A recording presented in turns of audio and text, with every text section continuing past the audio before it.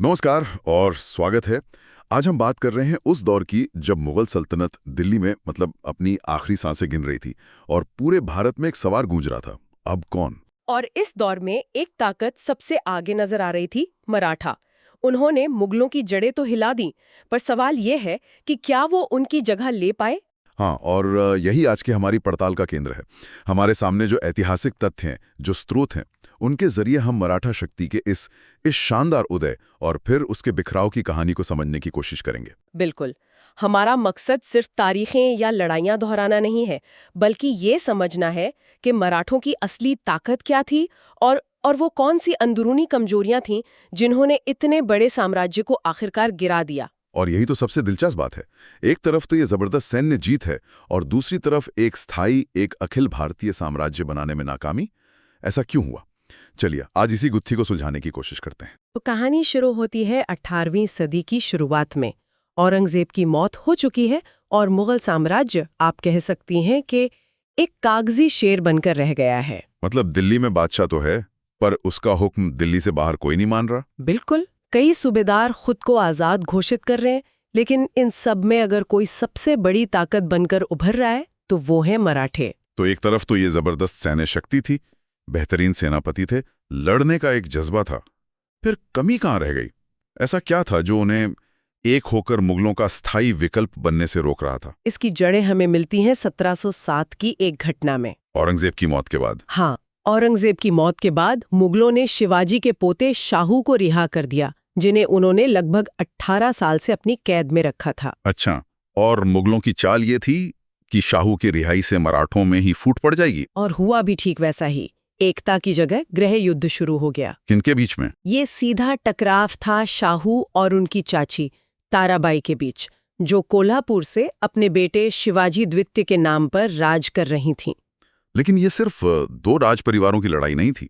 इसमें मराठा सरदार भी शामिल हो गए होंगे। बिल्कुल, ये उनके लिए एक सुनहरा मौका बन गया। उन्होंने इस लड़ाई का भरपूर फायदा उठाया, कभी शाहू का साथ दिया तो कभी ताराबाई का। वफादारी की जगह सौदेबाजी ने ले ली। अच्छा। और यहीं से मराठा राजनीति में उस गुटबाजी की शुरुआत हुई जो अंत तक उनका पीछा नहीं छोड़ पाई। और इसी उथल-पुथल और अनिश्चितता के माहौल से एक ऐसा शख्स उभरता है जो मराठा इतिहास का रुख हमेशा के लिए बदलने वाला था। 1713 में शाहू ने बालाजी विश्वनाथ को अपना पेशवा यानी प्रधानमंत्री नियुक्त किया। बालाजी विश्वनाथ एक असाधारण रणनीतिकार थे। उन्होंने समझा कि मराठा सरदारों को सिर्फ तलवार के जोर पर एकजुट नहीं किया जा सकता। उन्होंने कूटनीति का सहारा लिया। और धीरे धीरे उन्होंने पेशवा के पद को ही असली पावर सेंटर बना दिया। हाँ, उन्होंने शाहू के अधिकार को मजबूत किया और पेशवा पद को मराठा साम्राज्य का वास्तविक प्रमुख बना दिया। और इसका सबसे बड़ा सबूत है उनका दक्खन से चौद और सरदेशमुखी वसूलने का अधिकार हासिल करना। ये शब्द हम बार बार सुनते हैं, लेकिन ये हैं क्या असल में? ये बहुत अच्छा सवाल है। देखिए, ये सिर्फ टैक्स नहीं थे, ये मराठा प्रभाव का प्रतीक थे। चौथ मतलब उपज का 1/4 हिस्सा, जो मराठे उस इलाके पर हमला न करने की गारंटी के बदले वसूलते थे। एक तरह का प्रोटेक्शन मनी। बिल्कुल। और सरदेशमुखी एक अतिरिक्त 10% टैक्स था, जो इलाके के सबसे बड़े मुखिया या सरदेशमुख होने के नाते उनके अधिकार को स्थापित करता था। इससे उनकी आर्थिक और राजनीतिक दोनों ताकतें तेजी से बढ़ीं। और ये अधिकार उन्होंने दिल्ली में बैठे सैयद बंधुओं, जो उस वक्त किंग मेकर थे, उनके साथ मिलकर हासिल किया। हाँ, 1719 में तो उन्होंने सैयद बंधुओं की मदद से मुगल बादशाह फर्रुखसियर को गद्दी से ही हटवा दिया। मतलब दिल्ली की राजनीति में सीधा दखल। हाँ, लेकिन यहाँ एक दिलचस्प विरोधाभास है।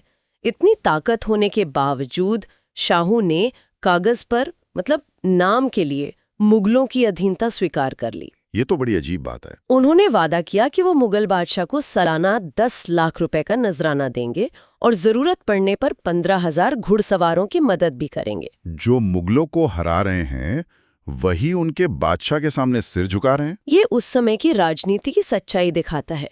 मराठे जमीनी हकीकत थे, लेकिन वैधता और कानूनी मंजूरी का ठप्पा अभी भी मुगल बादशाह के नाम से ही मिलता। लेकिन इसी व्यवस्था में बालाजी विश्वनाथ ने एक ऐसा कदम उठाया जिसमें आप कह सकते हैं मराठा साम्राज्य के पतन के बीच छिपे थे। वो क्या था? उन्होंने चौथ वसूली का काम सीधे अपने हाथ में रखने के बजाय अलग अलग इलाके अलग अलग मराठा सरदारों को सौंप दिए। ओह, तो इसे ही सरंजामी व्यवस्था कहते हैं। जी हाँ, ये एक तरह का शॉर्ट टर्म समाधान था।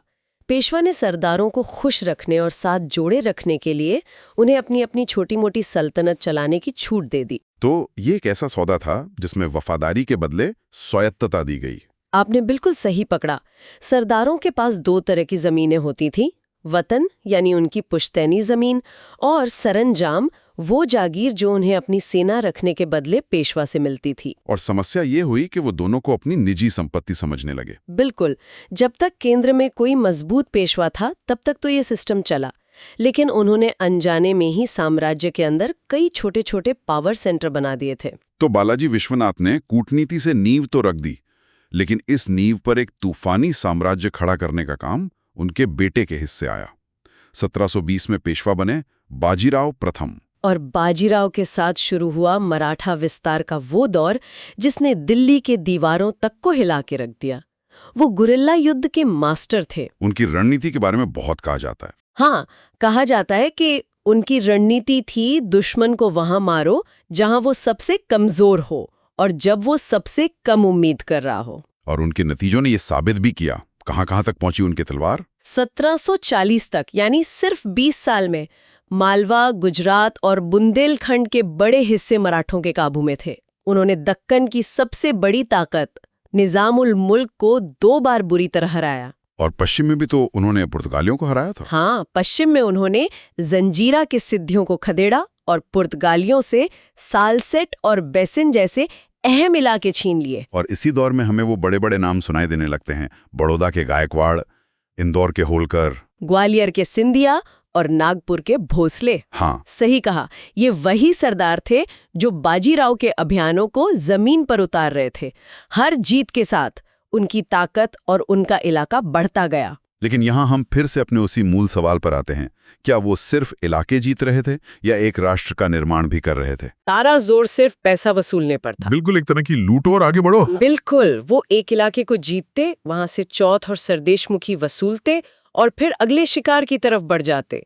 इससे मराठों की छवि एक साम्राज्य निर्माता की नहीं बल्कि लुटेरों की बनने लगी। हाँ, इसने छोटी अवधि में तो उन्हें बहुत अमीर और ताकतवर बना दिया, लेकिन एक स्थायी साम्राज्य की नींव नहीं रखी। और इसी कमजोर नींव पर अगला अध्याय लिखा गया बालाजी बाजीराव के दौर में, जिन्हें नाना साहिब के नाम से भी जाना जाता है।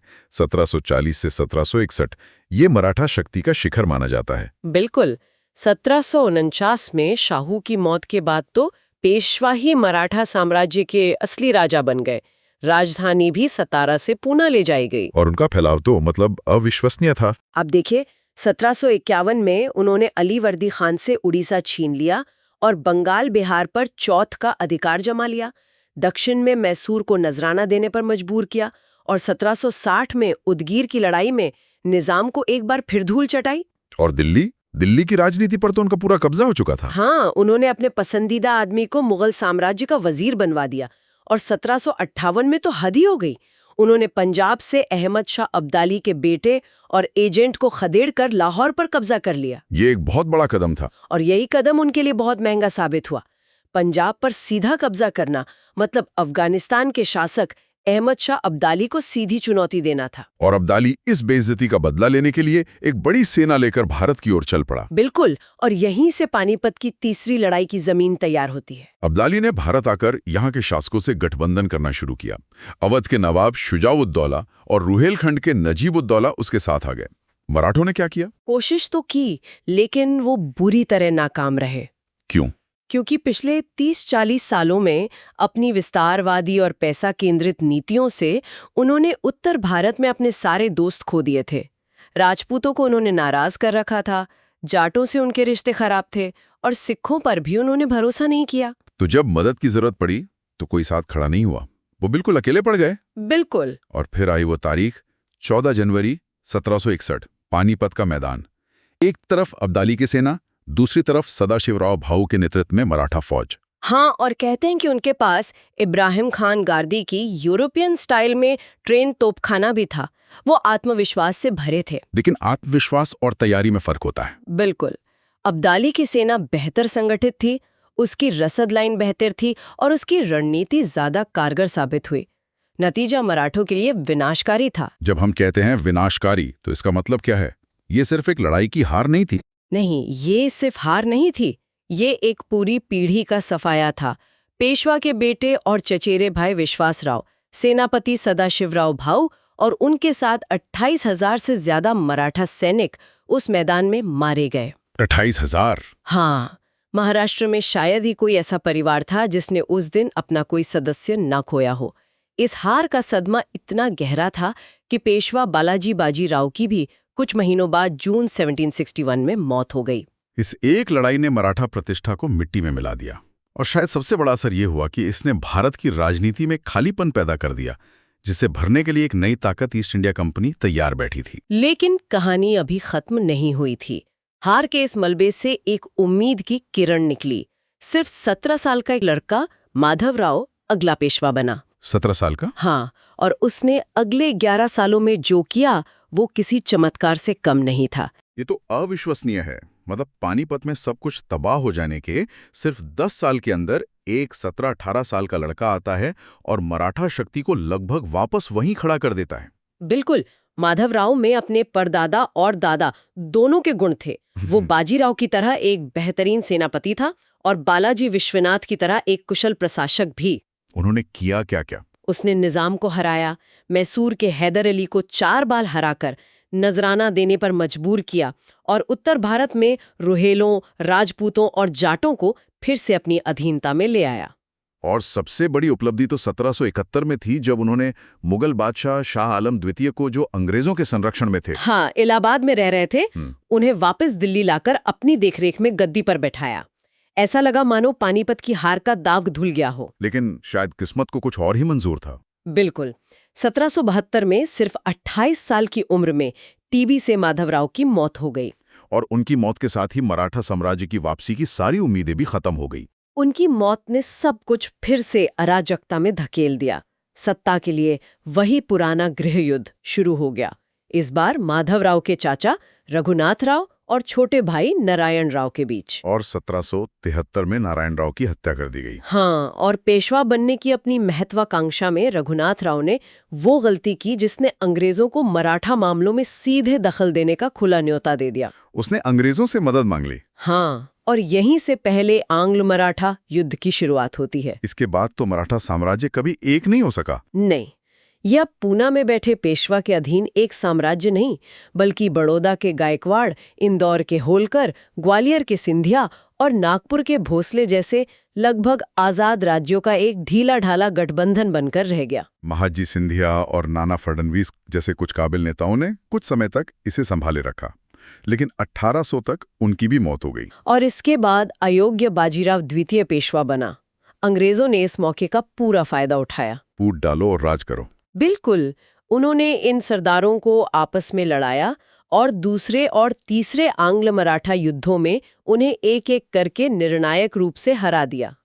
अंत में पेशवा के पद को ही खत्म कर दिया गया और एक शानदार साम्राज्य का दुखद अंत हुआ। तो जब हम इस पूरी कहानी को देखते हैं तो सवाल उठता है कि मराठा साम्राज्य मुगल साम्राज्य की ही कमजोरियों का आईना क्यों बन गया? इसके कुछ बहुत साफ संरचनात्मक कारण है। पहला, जैसा हमने बात की, उनकी सरंजामी व्यवस्था। सत्ता एक जगह केंद्रित होने के बजाय कई सरदारों में बटी हुई थी, जिनकी वफादारी हमेशा शक के घेरे में रहती थी। बिल्कुल। दूसरा, उनकी आर्थिक नीति। वो किसानों पर बहुत भारी टैक्स लगाते थे, उपज का लगभग 50%। इससे आम जनता में उनके शासन के प्रति कोई लगाव या समर्थन पैदा नहीं हुआ। मतलब जिन लोगों पर वो राज कर रहे थे वो उन्हें अपना शासक नहीं बल्कि एक बाहरी ताकत ही समझते रहे। सही बात है। तीसरा, उन्होंने व्यापार, उद्योग, विज्ञान या तकनीक को बढ़ावा देने के लिए कुछ नहीं किया। उनकी अर्थव्यवस्था पूरी तरह से खेती और युद्ध से मिलने वाली लूट पर टिकी थी। एक आधुनिक अर्थव्यवस्था की नींव कभी रखी ही नहीं गई। और शायद सबसे बड़ी बात, उनका शासन ताकत पर आधारित था, वफादारी या एक साझा पहचान पर नहीं। उन्होंने कभी भी एक ऐसी एकीकृत राजनीतिक या सांस्कृतिक व्यवस्था बनाने की कोशिश नहीं की जो जीते गए अलग अलग लोगों को एक साथ बांध सके। संक्षेप में कहें तो वो एक बेहतरीन सैन्य मशीन तो बना पाए, लेकिन एक आधुनिक राज्य बनाने में नाकाम रहे। बिल्कुल। उन्होंने मुगल सत्ता के पुराने ढांचे को तो तोड़ दिया, लेकिन उसकी जगह लेने के लिए जरूरी नया प्रशासनिक और आर्थिक ढांचा नहीं बना पाए। अनजाने में ही सही, उन्होंने सिर्फ ब्रिटिश राज के लिए रास्ता साफ किया। तो यहाँ हम अपने श्रोताओं के लिए एक सवाल छोड़ सकते हैं। ये सोचने वाली बात है कि अगर 1772 में माधवराव की मौत न हुई होती और वो 20 साल और जी जाते, तो क्या वो इन संरचनात्मक कमजोरियों को दूर करके साम्राज्य को एक नई दिशा दे सकते थे? क्या एक व्यक्ति इतिहास का रुख मोड़ सकता था? या फिर मराठा सरदारों की अंदरूनी फूट इतनी गहरी हो चुकी थी कि अंग्रेजों का आना तय ही था।